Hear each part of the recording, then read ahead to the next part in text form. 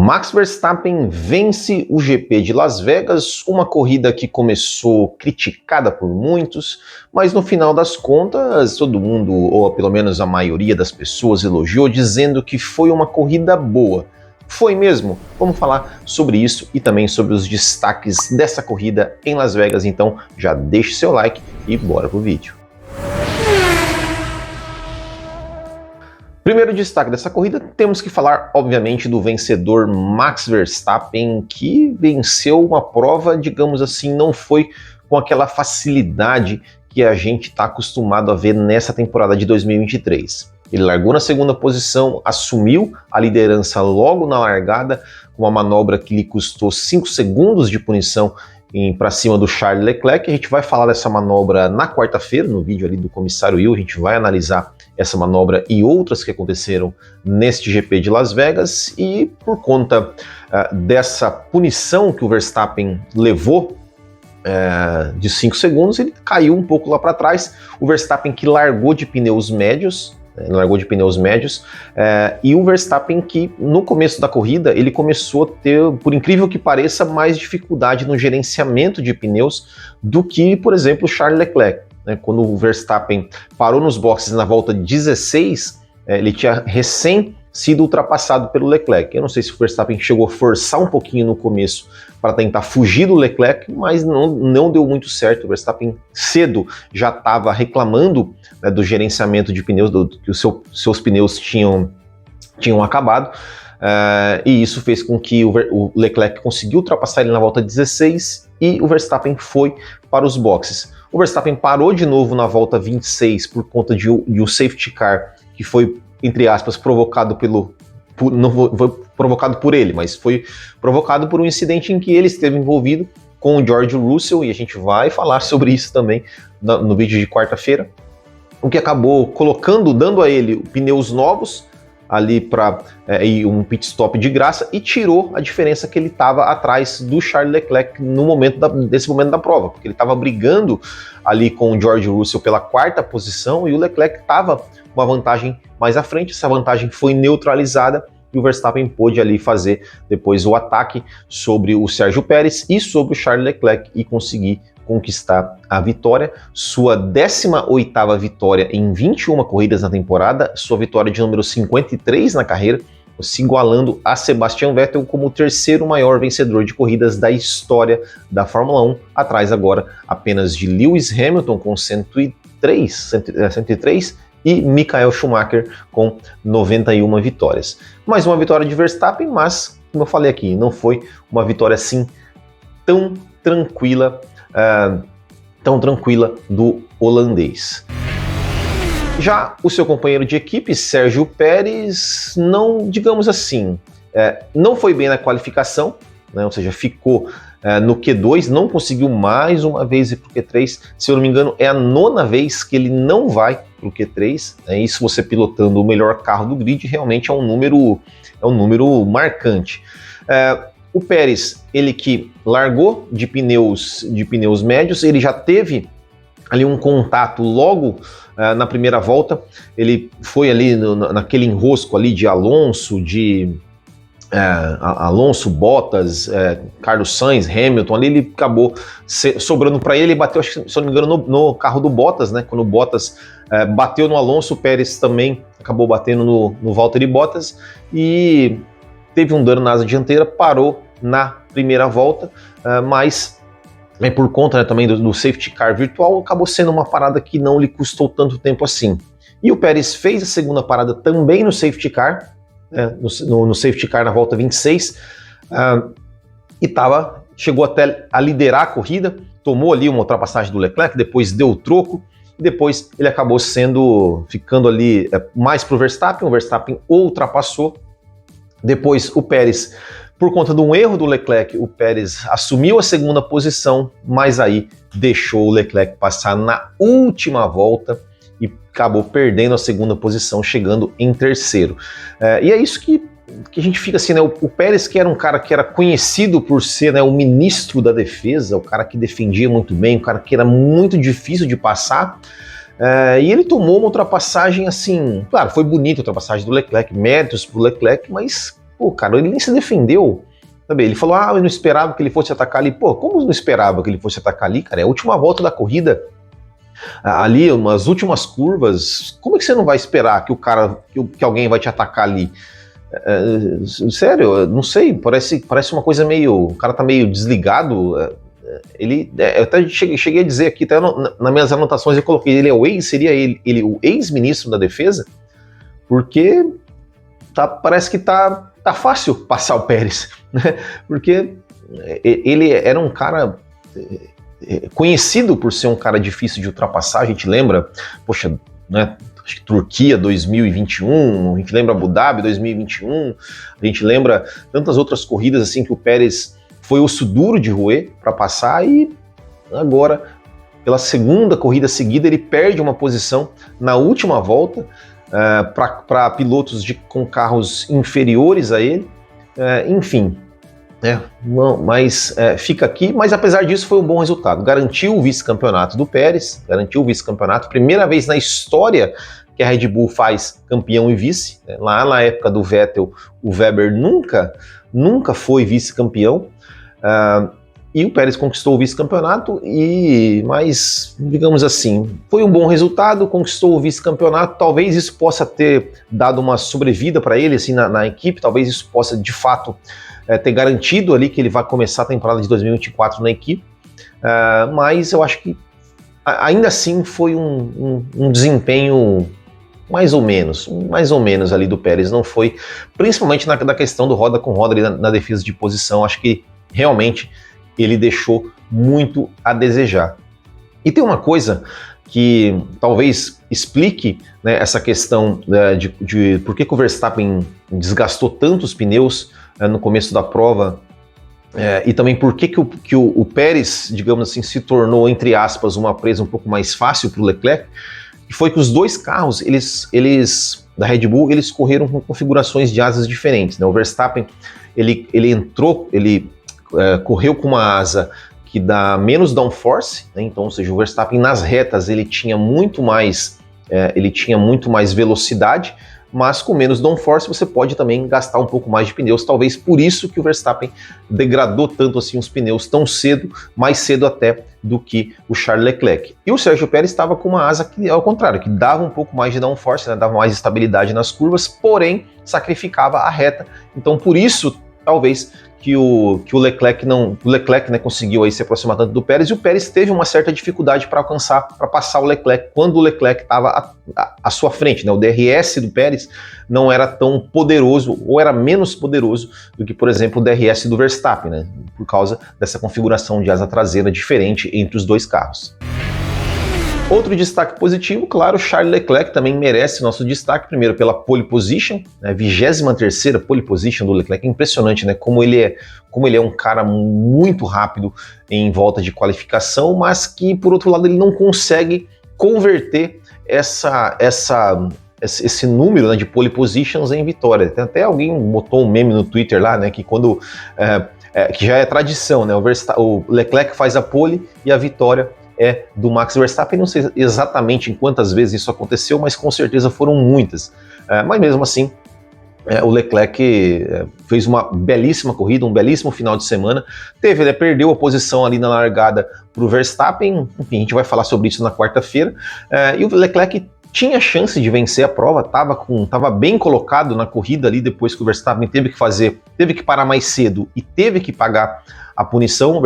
O Leclerc estava muito bem colocado, porque ele estava atrás do Pérez. O Pérez tinha feito uma parada na primeira volta com pneus duros, então ele provavelmente ia ser muito difícil para o Pérez levar esse pneu até o final da corrida, ou então, se ele tentasse levar, ele seria, digamos, uma presa mais fácil para o Leclerc, sendo que o Leclerc ele tinha parado na volta 21, né, então, ou seja, ele conseguiria levar esse pneu até o final da prova, enquanto o Verstappen estava mais atrás ali, né, disputando ali contra Gasly, contra Hamilton, contra Russell, contra Gasly, contra Alonso. Então o Leclerc estava bem posicionado, e esse safety car do Verstappen com o Russell acabou prejudicando o Leclerc, né, porque a Ferrari não parou o Leclerc, né, porque o Leclerc estava, como eu falei, ele tinha parado na volta 21, o safety car foi na volta 26, ele estava com um pneu novo de 5 voltas, ele tinha mais um jogo de pneus duros que também poderia usar. A Ferrari optou por não parar o Leclerc, porque daí com o Pérez, com esse safety car, o Pérez acabou parando e o Leclerc assumiu a liderança com a parada do Pérez, só que aí o que aconteceu? O Verstappen, que estava mais atrás no pelotão, ele acabou se aproximando, tinha pneus 5 voltas mais novos e pôde aí então fazer aí o ataque sobre o Pérez e depois sobre o Leclerc. Então o Leclerc ele acabou realmente, acho que a chance de vitória dele provavelmente acabou ali no safety car, e eu não vou dizer que a Ferrari errou em não chamar o Leclerc para o box, não sei se faria tanta diferença assim 5 voltas de pneu, né, lembrando que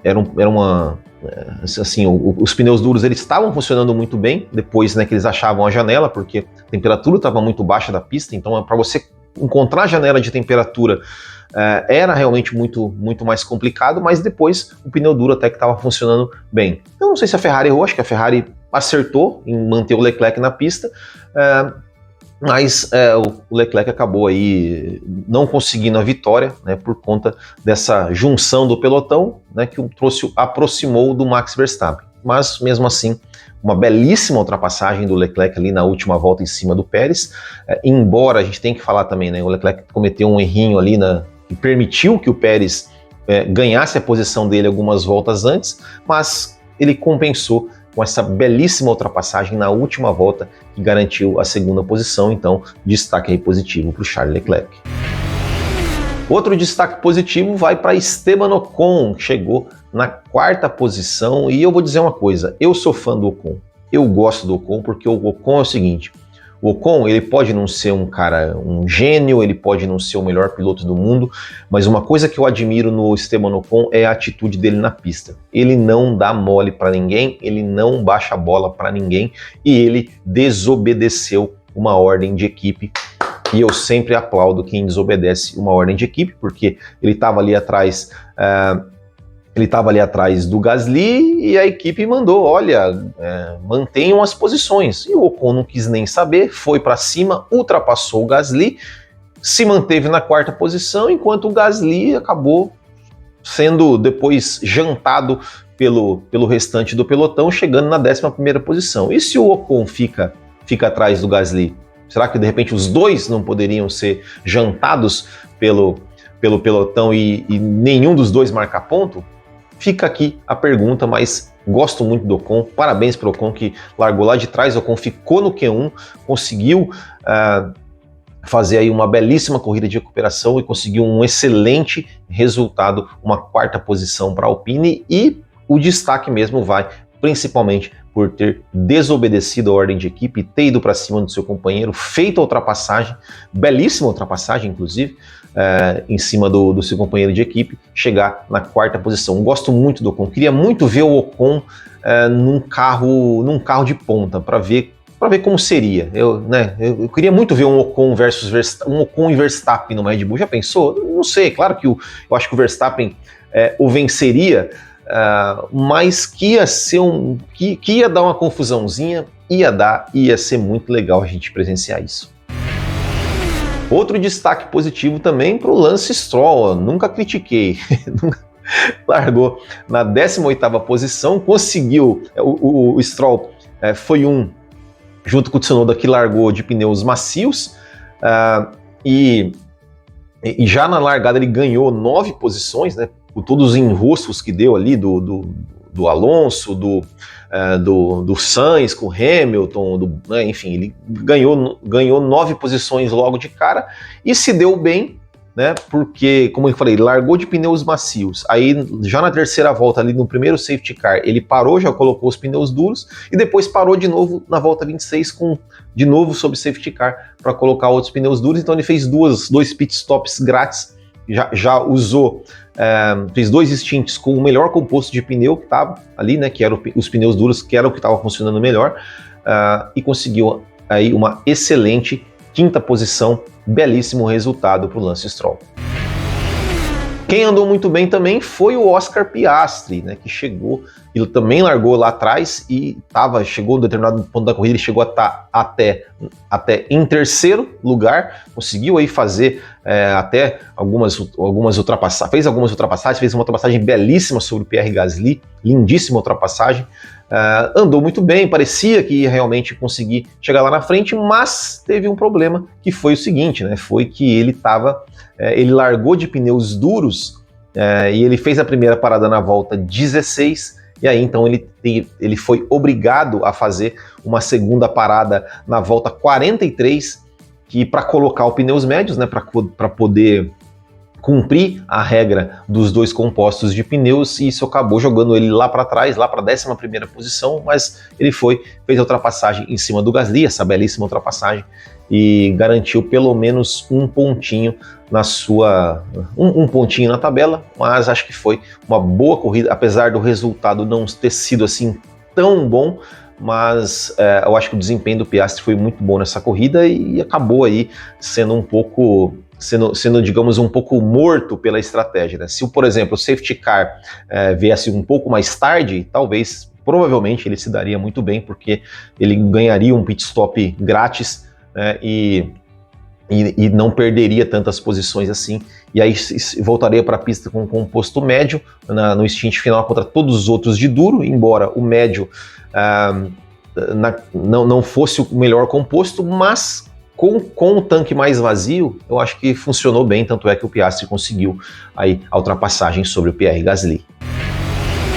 Falamos de Lance Stroll e de Oscar Piastri, temos que falar de Fernando Alonso e Lando Norris, né, que tiveram aí, vamos dizer assim, falhas, né? O Fernando Alonso errou na primeira volta, rodou logo de cara na primeira volta, depois acabou sendo acertado pelo Valtteri Bottas, e mesmo assim conseguiu aí chegar, né, na 9ª posição, chegar na zona de pontuação, mas foi, né, a gente tem que falar, né, se fosse o Stroll que tivesse rodado na primeira volta, a gente estaria aqui metendo pau, né, então o Alonso também, né, a gente tem que falar que foi aí o destaque negativo para o Fernando Alonso por conta desse erro ainda na primeira volta. E o Lando Norris também errou ali algumas voltas depois, acabou errando sozinho, bateu e abandonando a prova. É claro que esses erros, né, a gente tem que colocar em conta, né, que os pneus a temperatura estava muito fria, a pista estava muito fria, os pneus estavam frios, porque tinham dificuldade de aquecimento. E também tem uma coisa que eu até já vou entrar aqui no próximo tópico, que é o seguinte: a pista, se vocês repararem na largada ali, a pista ela estava muito suja, ela levantou ali um pó branco ali quando os pilotos tiveram a largada. Isso foi por quê? Porque os carros que levavam os pilotos para desfilar na pista, aquele desfile pré-corrida, tudo mais, um desses carros, o carro que levava o Lewis Hamilton, ele estava vazou óleo em toda a pista, isso cerca de 1 hora antes do início da corrida. E aí o que a organização fez? Jogou esse pó branco, esse pó de cimento aí para, digamos assim, limpar essa questão do óleo, só que o pó acabou ficando na pista, talvez pode ter ficado algum óleo também, o que acabou fazendo com que os pilotos aí tivessem menos aderência ainda na largada, né? E, enfim, com o pneu menos aderência, já por conta da baixa temperatura, por conta de possível óleo na pista, por conta daquele pozinho branco lá que sujou a pista, realmente facilita bastante ali que aconteça, que alguém ali perca o carro e cometa um erro. Aconteceu com o Alonso na largada e aconteceu com o Norris algumas voltas depois, mas também, destaque negativo para os dois, para o Norris e para o Alonso, pelos erros que cometeram.